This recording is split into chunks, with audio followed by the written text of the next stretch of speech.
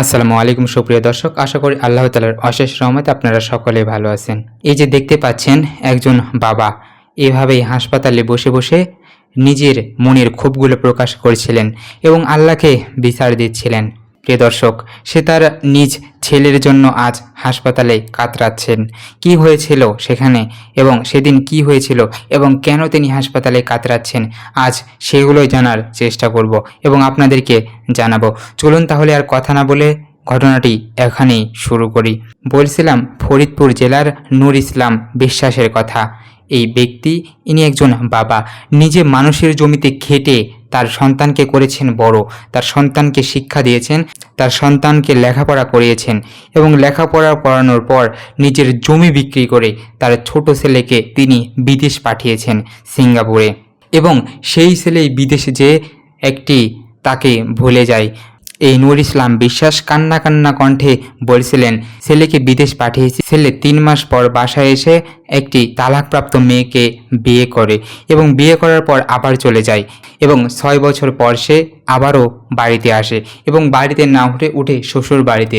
পরে শ্বশুর বাড়িতে ওঠার পর ওই ছেলেটি বাবার কাছে এসে সম্পত্তি নেওয়ার জন্য চাপ দেয়। বাবা সম্পত্তি দিতে অস্বীকৃতি জানালে তখন ওই ছেলেটি শ্বশুর বাড়ির লোকজনকে নিয়ে এসে বাবাকে চরমভাবে মার খাওয়ায় এবং বাবাটি আজ 3 দিন ধরে হাসপাতালে ভর্তি রয়েছে। তিনি কান্না কণ্ঠে আল্লাহর কাছে বিচার দিচ্ছিলেন, তিনি হাই হুতাশ করতেছিলেন। এলাকাবাসীও জানায় যে সে এই জমি জমার জন্যই তার শ্বশুরবাড়ি থেকে লোক ভাড়া করে নিয়ে এসে তাকে পিটিয়েছেন। প্রিয় দর্শক, বাবা শুধু একটি শব্দ না, বাবা একটি আবেগের নাম। যেই বাবা আমাদের এত কষ্ট করে বড় করে, যাকে বলা হয় আমাদের বটগাছের মতো ছায়া দেয়, আজকে এই বাবাকেই কেউ বা কারা আঘাত করে কিভাবে, তাদের হৃদয় কি একটু কাঁপে না? বাবাকে আঘাত করার আগে 100 বার ভাবা উচিত। যেই বাবা আমাদেরকে বড় করেছে, যেই বাবা আমাদেরকে লেখাপড়া শেখালো, টাকা পয়সা দিল, ভরণ পোষণের দায়িত্ব নিল, আজ সেই বাবার গায়ে হাত।